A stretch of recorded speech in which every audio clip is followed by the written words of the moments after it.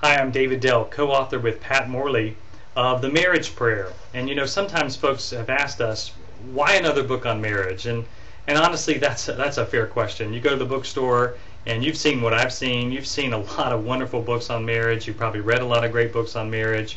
So why do we write another book? Well, if we're going to do it, we wanted to make a unique contribution. And so we really looked at how do books communicate and how do people learn and how do they change? And so if you've had a chance to take a look at this book, you'd see that inside it looks pretty different than a typical book.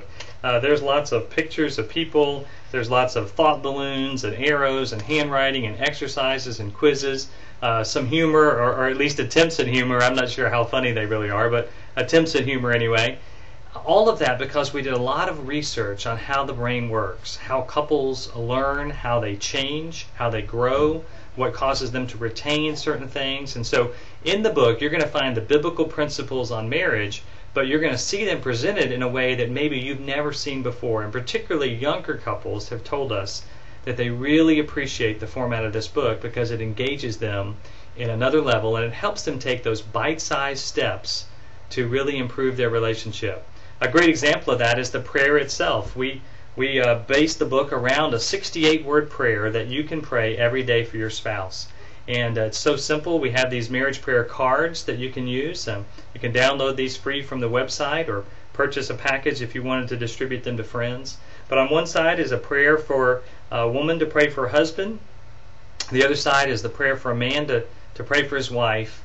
And it reminds us every day of the biblical principles about marriage, how God wants to work in our relationship, how He wants to change our hearts, and the real purpose that He has for our marriage to bring glory and honor to Him.